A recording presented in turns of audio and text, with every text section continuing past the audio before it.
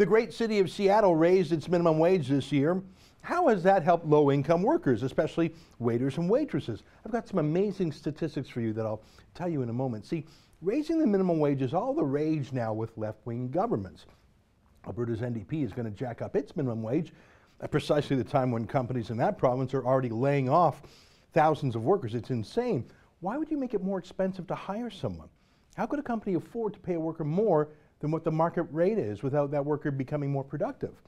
The answer, of course, is that the main purpose of a high minimum wage politically is not to raise the wage of a low-income worker.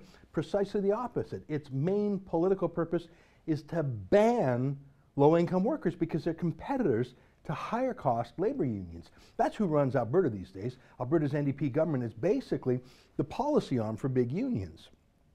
Premier Rachel Notley's husband is a lobbyist for CUPE, the public sector union, and her chief of staff is Brian Topp, who is a union boss in Ontario. They're raising minimum wage to kill the chief competitor to unions, low-cost workers.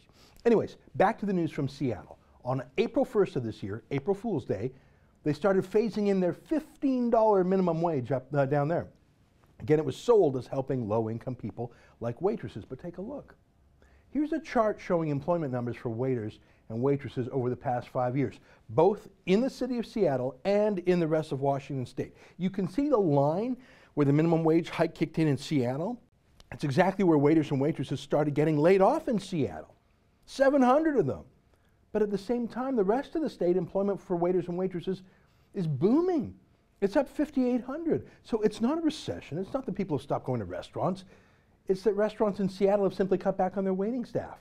Either management does it now, or they have more cafeteria-style service, or some restaurants have just closed. And you can see it all starts at precisely the moment the minimum wage hike kicks in.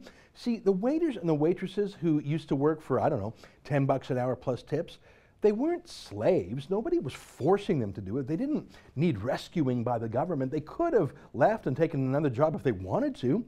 They obviously liked working at waiters and waitresses. They liked the job maybe, they liked the hours, they liked the cash tips, they didn't have any better prospects at the moment. Whatever it was, they weren't being forced to be waiters by evil Seattle restaurateurs.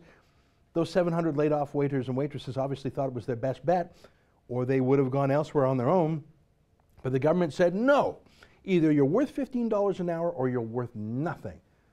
So now 700 of them will get paid nothing.